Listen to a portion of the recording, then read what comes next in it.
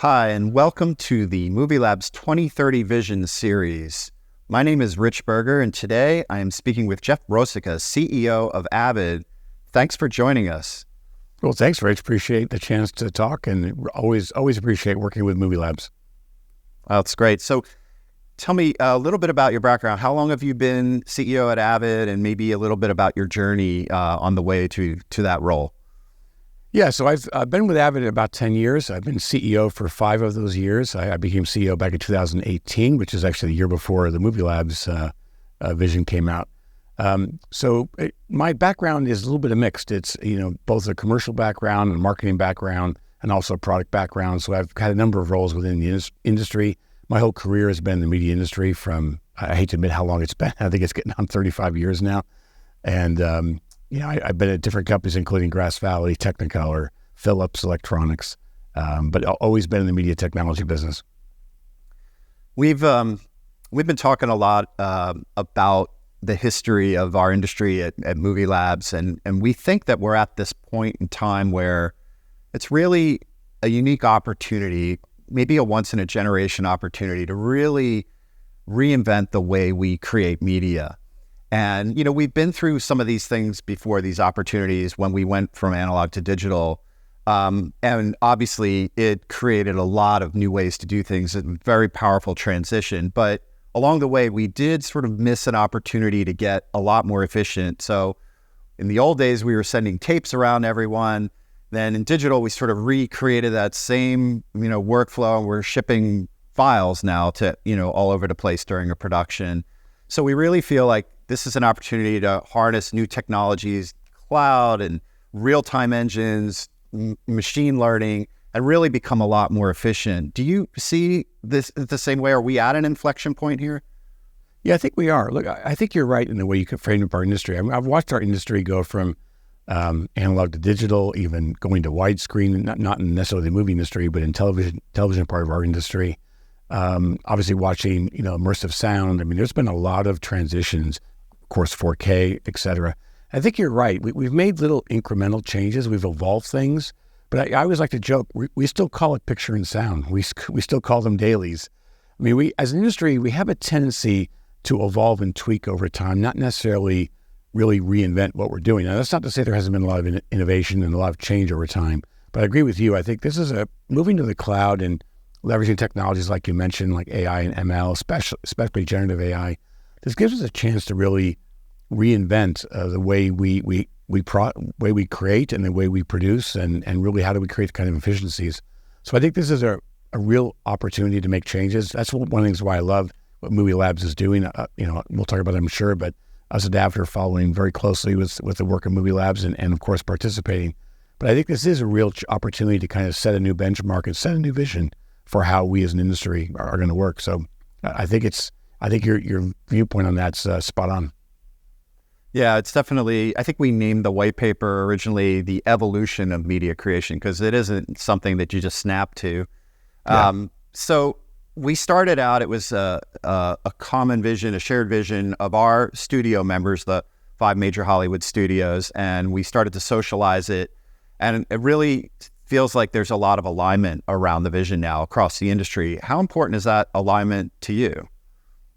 I think it's pretty important. I think the work that you're doing is really important in the fact that the studios are coming together and trying to create a collective vision, and you're taking that vision and working with industry, whether it's people in the ecosystem that support the studios, again, whether it's film or television, but it's also the technology vendors. And I think what you're doing is really, you started with a very clear vision from the studio's perspective, and then you're continuing to work with industry to keep, evolving and tweaking and maturing that vision. And I think it's very good for the industry. I mean, standards are necessary, but I think we're also in a world where, as an industry, we're starting to leverage more IT standards and more general purpose standards. And so it's important for the work of someone like Movie Labs to really lay out a vision and then have us all work together to march towards that vision. So I think it's an important aspect of what we're doing.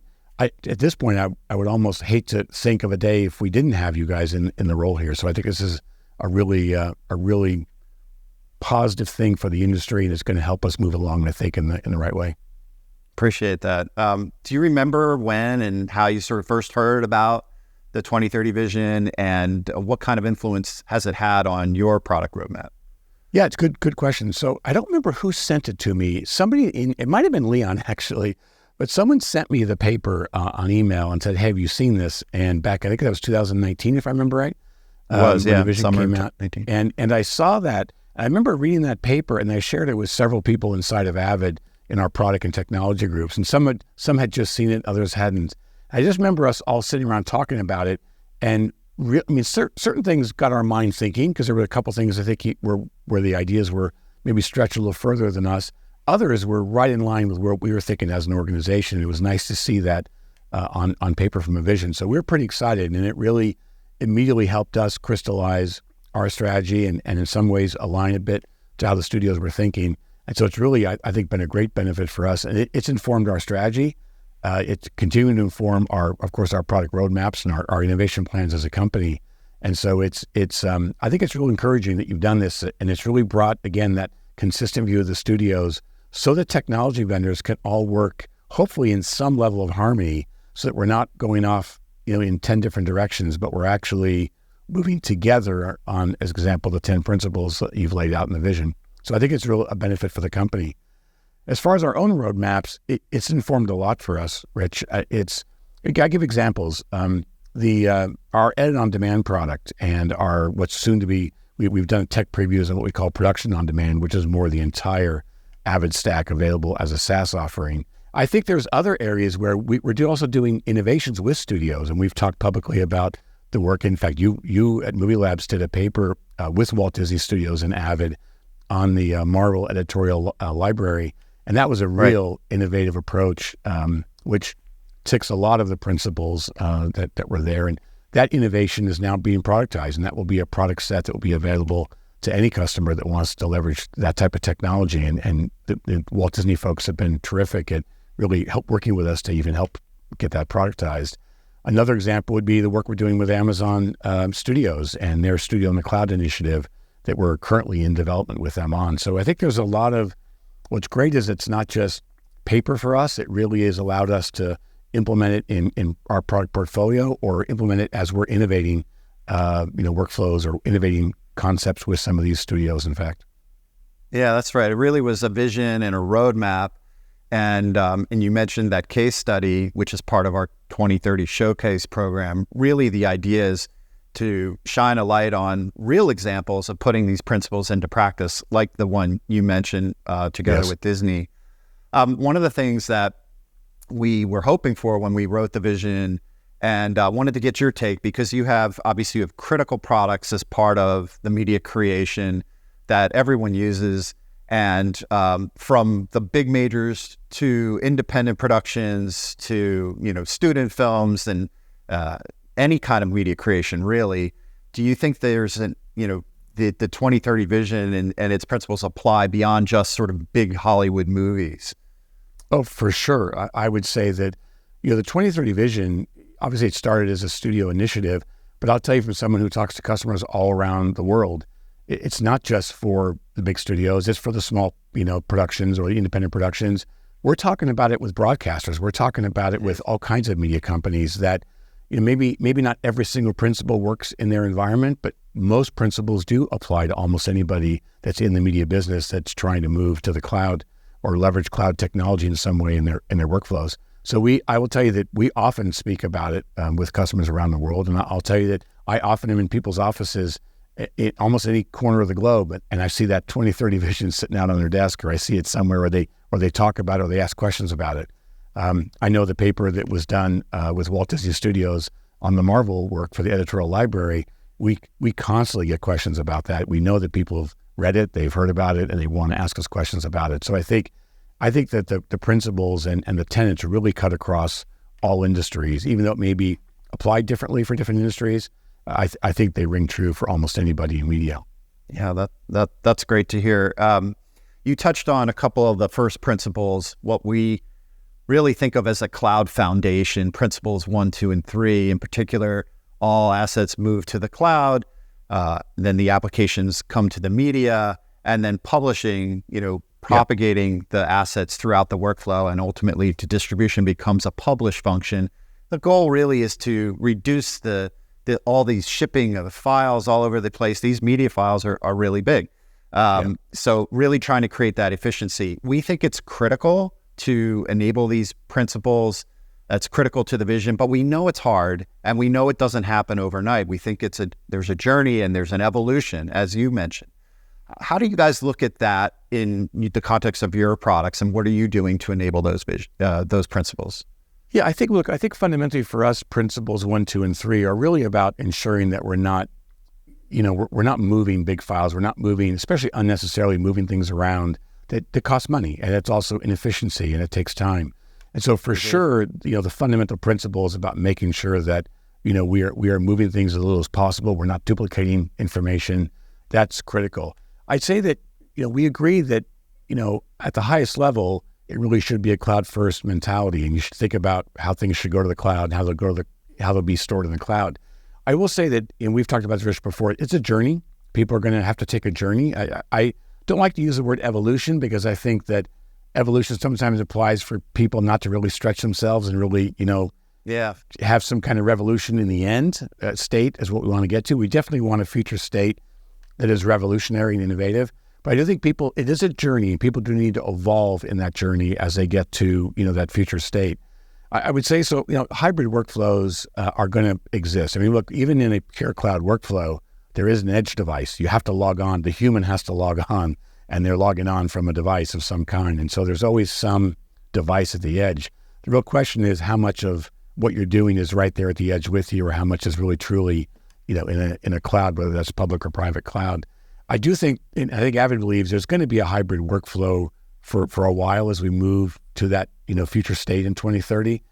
We also do believe that there's some variance to the principles. And I give an example. We have a technology, Nexus Edge, and that really is a way that we have kind of done a hybrid approach where you don't need to, if you don't need to move a file, especially think about like a temp file or something that you don't really want to keep, is there really a reason to move that item to the cloud right now versus if it's on your device? Let's have the applications work in a very intelligent way where they know where the media is. You leave, unless you have ingested to the cloud or need it in the cloud, let media sit, maybe in multiple clouds. You may have some media in some cloud, some in another. But you've got to find a way to kind of bridge that a bit and again, avoid that movement of files. So we're doing unique proxy-based workflows where we can really, really empower cloud workflows in the early days and help people work in that kind of hybrid environment where you may have a lot of the content in the cloud. Some content may be on site or on premise somewhere. You may have some actually on your device. And how do we really empower that so that we in the early days, we don't make it all or nothing. And I think really bridging that is going to be important, especially over the next several years as we march towards 2030. I think it's important. So we're really trying to look also for innovative ways within the principles and stay within those core principles, but find innovative ways to march towards that 2030 vision over time. And so that's going to be important too. Otherwise, we don't want people just to sit and wait till, quote, nirvana happens and everything's perfect for them. We really want people to start moving to the cloud. And how do we help them do that in a logical way and in a way that can start to improve workflows and efficiencies, but do it cost effectively? And that's part of our mantra, is really how we help people on that journey. Yeah, and I like the point you made, because we're always reminding people that the way we define cloud, we're not saying it's just public cloud. It's any combination, public, private, on-prem. The point is it's a single source of truth. It's accessible to all the participants across the workflow, because we're talking about shared infrastructure. It needs to feel like it's one cloud to everybody that's using it. But underneath, we already know we're living in a multi-cloud world, so to speak. There's multiple different infrastructures. And I think the main point is we just want to stop shipping files all around and we need to be more efficient. And so creating that connected workspace is really what we're talking about. It is. And I think, obviously in the future, if somebody were to ingest everything in a production into one cloud and work just from that one environment, that to be honest, is technically almost the easiest thing to do, and bring those applications up there to where the media is. It's really having innovative ways that we can kind of bridge different environments. And as you said, Rich, we agree 100% what you said. We've got to do it in a way that the user should not need to know or care where the content is. They should just be able to get to work and create, and the systems will know, that they've got the intelligence, they've got the knowledge to know where things are and to present them to the user in a way that they really don't need to know where where the original file is or where the file is they're working with is. So we focus a lot on Media Composer, and rightly so, especially when we're talking about moving to the cloud and enabling all these new workflows we're talking about. But obviously, audio is a huge piece that often gets overlooked when people are talking in venues like this, and it's so critical. And so, how are you looking at Pro Tools, another application that you have that is really born on the desktop, and how do you see the evolution of that moving to the cloud, and not just the application, but the audio workflows in general? Yeah, it's a good question. We get that question asked a lot, and there's a lot of innovation to be done. I'll say this: we are already well into developing what we see as the future of audio and music workflows. It's going to take a little more time. People always ask me, like, well, if you can do video, audio must be easy. Well, it's actually the reverse. Audio is very hard, especially when you're talking about Pro Tools and you're talking about a typical television or film audio post-production session. You're talking about potentially hundreds to thousands of tracks. Yeah. And they're opening up, and we're opening and closing tens of thousands of files while we're running that. And so there is, and there's some latency issues in those workflows and monitoring, et cetera. Doesn't mean it's impossible. There's a lot of innovation going on in this space. I think we'll start to see workflows around language dubbing. We're already seeing certain people start to leverage virtualizing Pro Tools and doing things like language dubbing or some more, let's say, simpler audio workflows. Over time, that will evolve. I think it may be a while before we're doing a full Dolby Atmos or immersive audio mix. Next session in the cloud, yeah.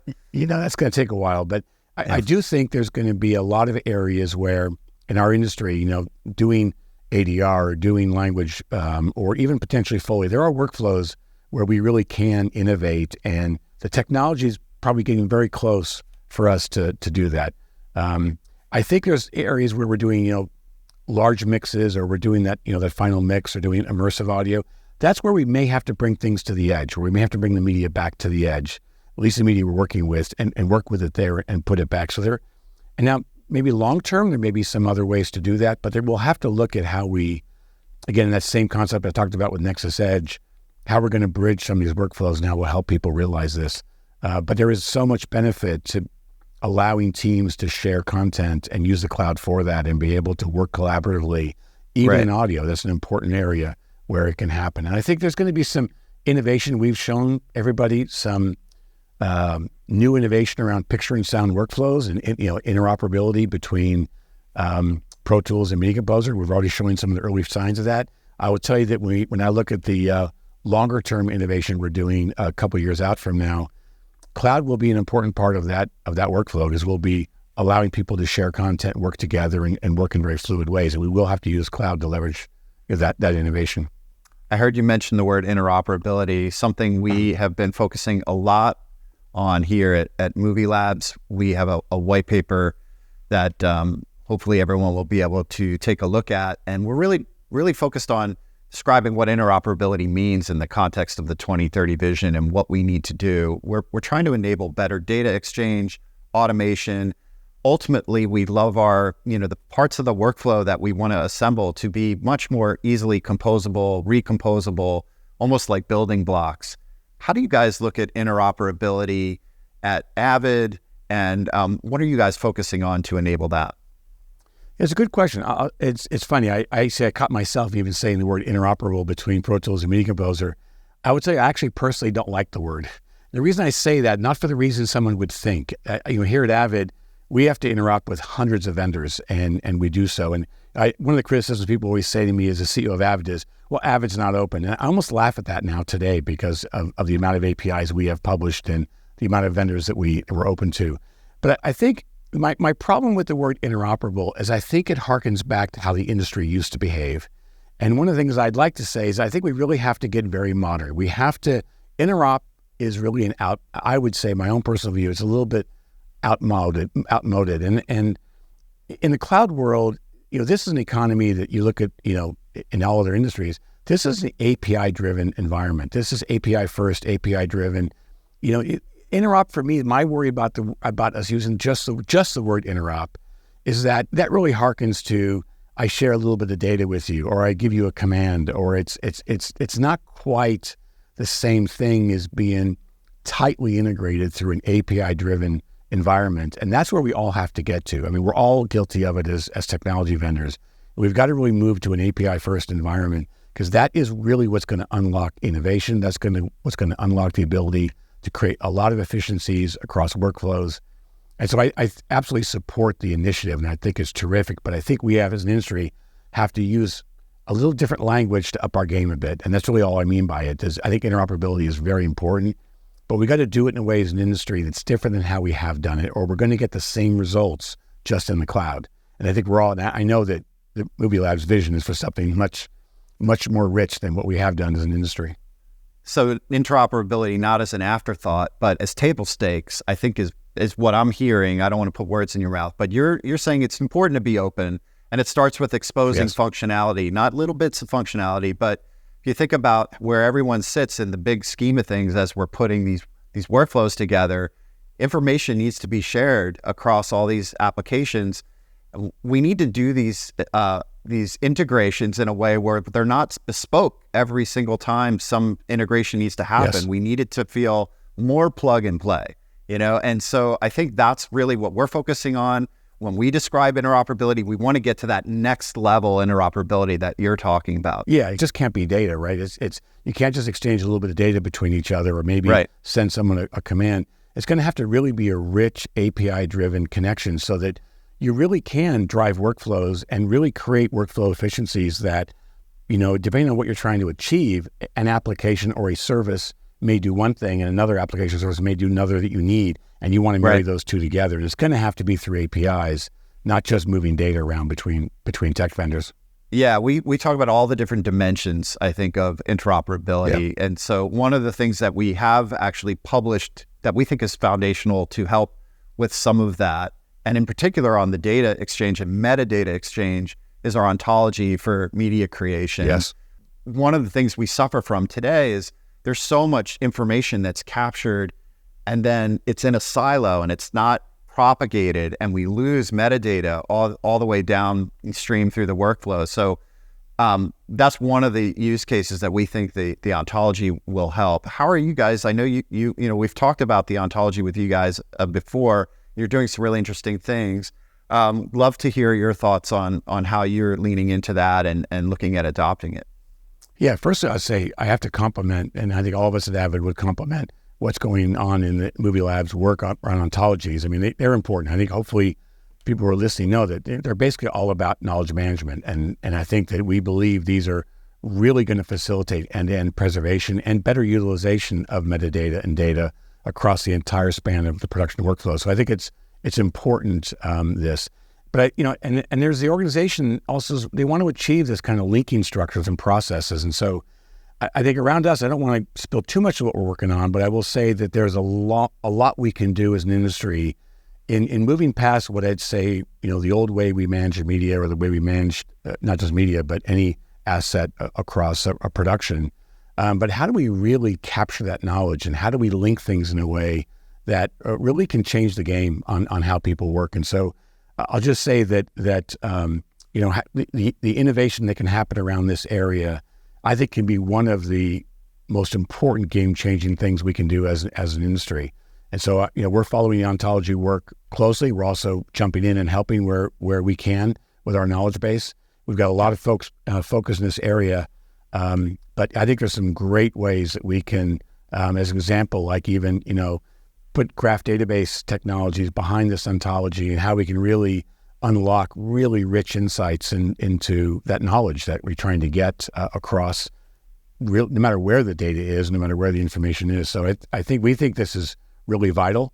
And I would say for the industry, we all should get behind this in a unified way, because this, for our customers, for the studios, and for anybody in the media business, the right innovation in this area is really going to be a game-changing innovation for really creating that efficiency in workflow, but also just changing how people work. Yeah, that understanding of all the different parts in the narrative, in the production, how it's all linked together, that's really where the power comes in. So at any given point in time, You can say, hey, what are all the different, actors in this particular scene, or all the different characters that are in this scene, and then you can pull up all that footage immediately. I mean, as we saw in the showcase, in that case study example, it is really powerful when you can connect everything together. Yeah, and then of course, you layer on top of that, obviously, what AI and ML can do to accelerate that. It's your mind can go almost anywhere in the next few years.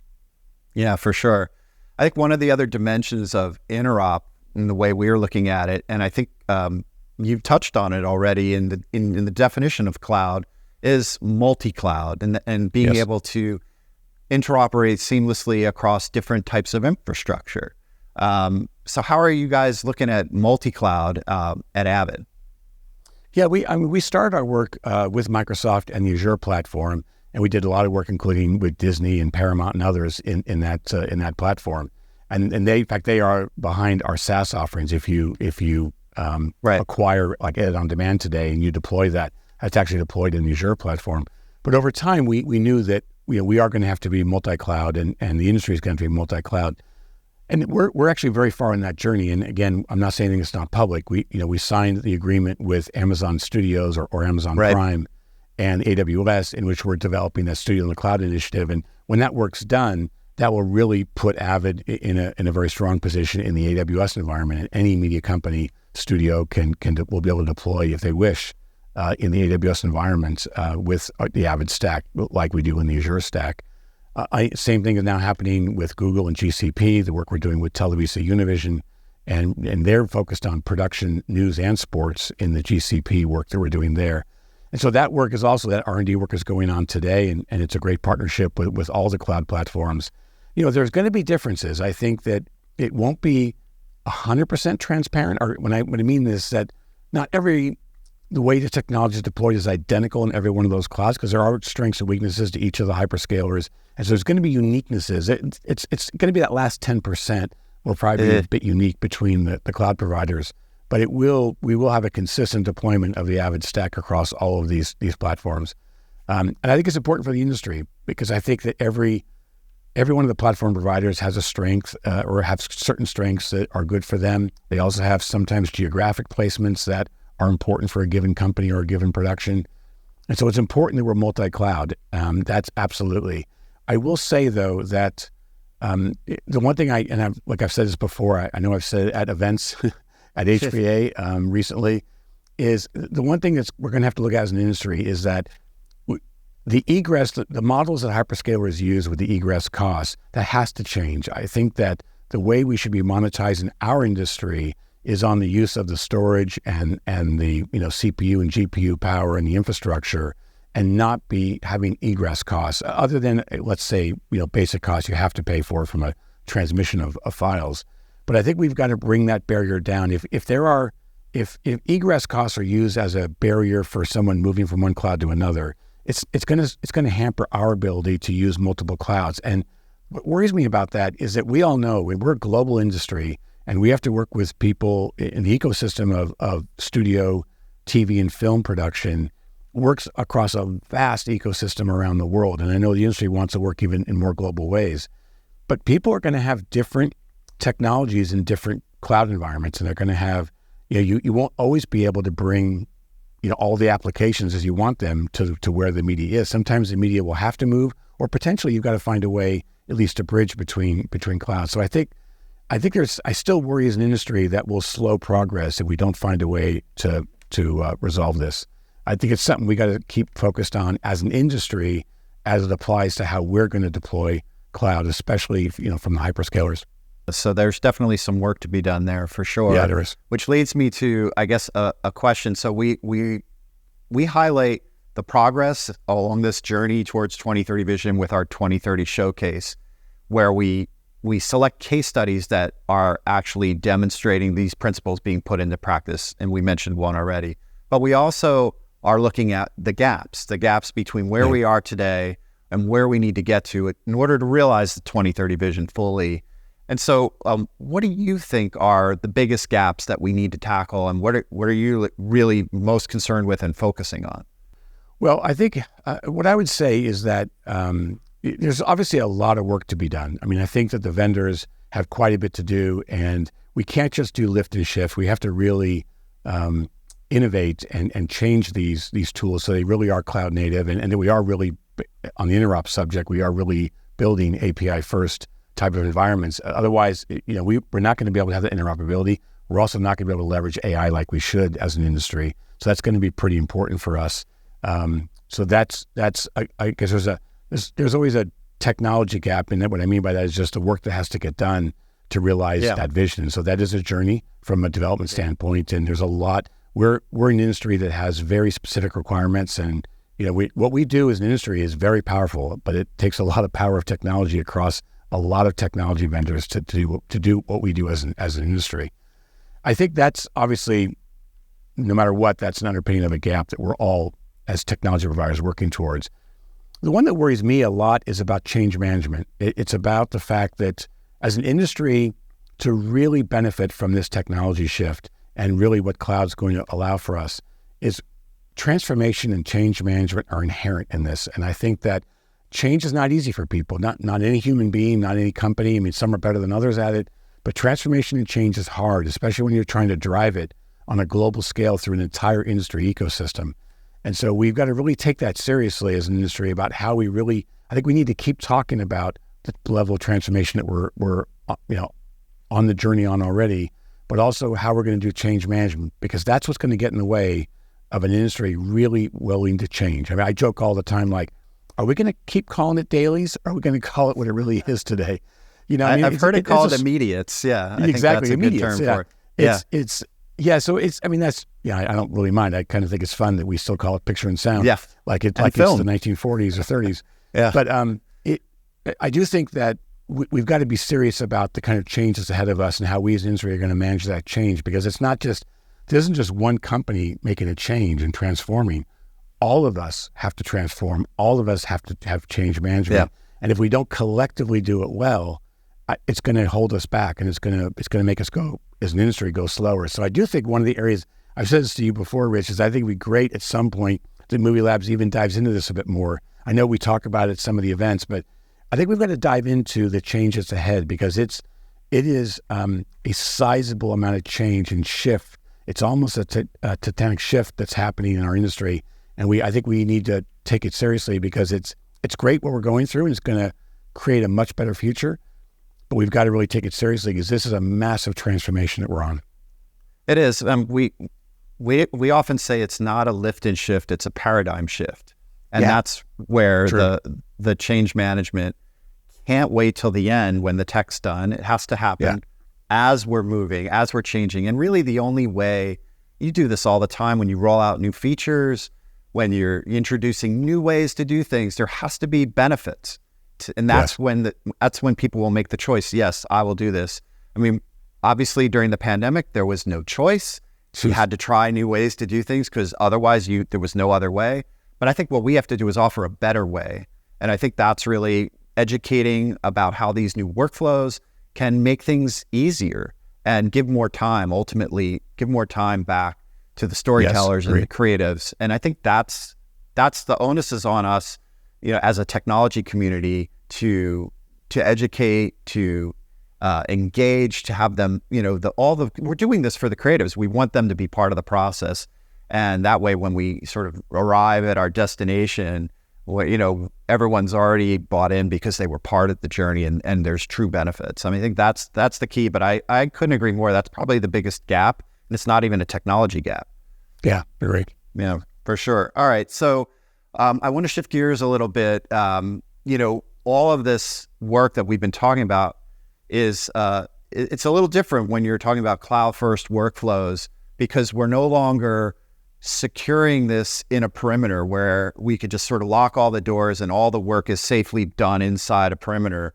Now we're on shared infrastructures. Workflows are spanning all these different places with different touch points. We need a new approach to security. We've talked about the importance of a zero trust approach. We published an architecture that is a zero trust architecture designed specifically for media creation. It's called CSAP, Common Security Architecture for Production. You don't have to memorize that. But obviously security is super important to you. How are you looking at this as another transformation, moving from perimeter-based security to zero trust and ultimately CSAP? Yeah, this is a big one. I think this may be, there's a chance this may be the biggest change we have to make as an industry. I think you're right. I worked at Technico, and I've been in the industry a long time, and I know the studios are going to hate me saying this, what I'm about to say, but many, many years ago, I can remember going to visit post houses, going to post houses, and security was some guy looking in your bag and taking a look in, you close your bag and you walk out. That was perimeter security. And I used to always laugh, like, how effective is that? I think, we're in a world now where security is of utmost importance, especially when people are working in distributed ways. And as you said exactly, Rich, perimeter-based security is not going to work. It will for certain things, but it's not going to work for most things that we need to do. And so the zero trust approach, which obviously other industries or other sectors are well on the zero trust bandwagon or that journey. We as an industry have a lot of work to do to really get to zero trust. We're working it. We are starting to implement this principle in our products and looking at your architecture with CSAP. This is something we are working towards, and so we completely agree with the vision. It will take time for us all to get there because there's a lot of work that has to be done. Security is hard. It's really hard. I mean, it's important to know where you want to go. And now the work is, what are the best ways to do that? And we're doing a lot of work to try and share our learnings along the way about how you get from where we are today to the zero trust foundation of CSAP. Yeah, and we have to get zero trust across all of the technology providers, and of course, it's got to be deployed by the users or by the organizations that are deploying it, because it only takes one for it to cause a problem and leak, just like it only takes one employee to walk out the door with a tape or whatever file or USB drive, whatever. And so we're going to have to, as an industry, really lean into this because it's going to take a lot of us working together to make sure we can deliver this. But it's absolutely a bare principle, because especially if we really want a rich environment where people can work anywhere and work multimodal, we got to create a way that we're just that we can have open borders, but we know that the person that is logging in or is coming into it to do work, virtually or through their whatever their way of coming in, whether it's web or mobile or whatever, we've got to be able to know who they are and what they're supposed to be doing, what their rights are, and there's a lot of work we've got to do.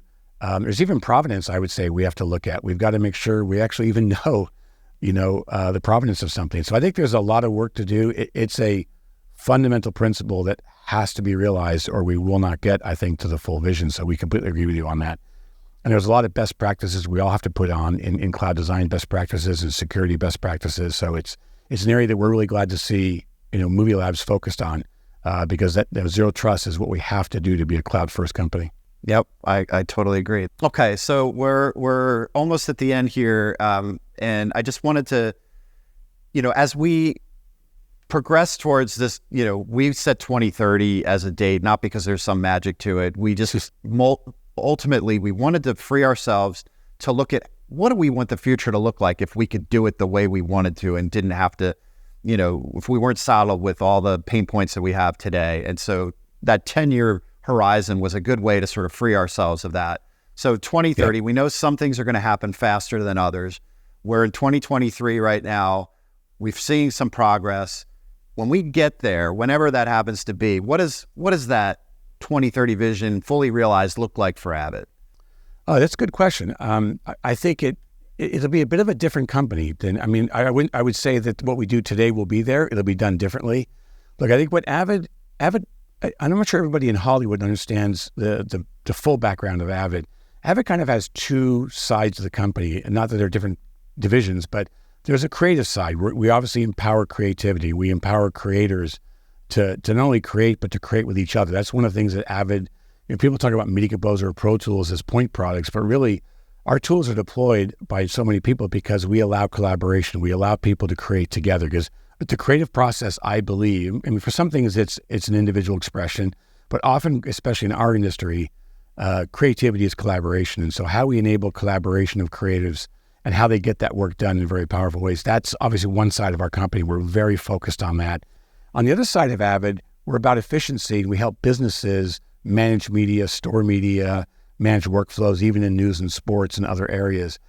I think that's an area where we're also going to see some real innovation about how it's not media management or asset management, it's knowledge management. It's about how we're going to really change the game on how all of the assets that people have in a production are going to be leveraged, as we all talked about with the ontology work and linking information, et cetera. That's going to be very important, but also how workflows are going to be a change and how we're going to really innovate the way resources are managed and workflows managed. So I think you'll just see, it'll still be Avid. It'll look like Avid today, but I think you'll see a bit of a wider stance. Obviously, I believe by well before then, we'll be a cloud-first, cloud-native, API-driven organization for sure. So more power for creatives, more collaboration, better collaboration. Yep. And then also more efficiency and knowledge management. That Yep. sounds like the 2030 vision to me. So that's great. So last word here, if you could give any advice to people out there that are watching this and that are interested in helping to realize the 2030 vision, what would that be? Well, I think first of all, get involved. I mean, I think definitely get involved. And I mean, people should read everything that you produce. I mean, they should read or watch. I know you guys do videos too. I think, just soaking in the information from each other, learning from each other and understanding better from each other, what we're all facing, what we're doing can help. I think getting involved as much as you can with Movie Labs and also with other industry participants. I think it's important that we've got to, I mean, there's competition in the technology sector. There's obviously competition between studios, but I think we as an industry and as a community have to work together on this vision because I think there's a lot for everybody. We just have to be willing, I think, to move together in a unified way as much as we can because I think that will bring speed. I think, this is a big vision. It's definitely doable, and we think it's going to be done by 2030. But as an industry, if we want to keep that pace, we're going to have to make sure we try to move as much as we can together. Because I think if we all move in different directions at the same time, trying to bring that together and match back in 2030 will be difficult. So I think really working together on priorities and working through the needs of the industry is going to be important for us. But I would say, I think if somebody thinks the cloud is not going to transform their business, I would say wake up. It's either going to transform your business or end your business. Well, great wrap up. I couldn't have said it better myself. And thank you so much for joining us today and for all that you guys are doing over at Avid to help us move to the future. I really appreciate it, Jeff. Thank you so much. Thanks, Rich. Appreciate the time. Appreciate everybody. Thanks for watching the Movie Labs 2030 Vision series. For more information about the Movie Labs 2030 Vision, including additional white papers, videos, blogs, architectures, and specifications, please check out our website at movielabs.com and be sure to subscribe and follow us on LinkedIn and YouTube. Thanks.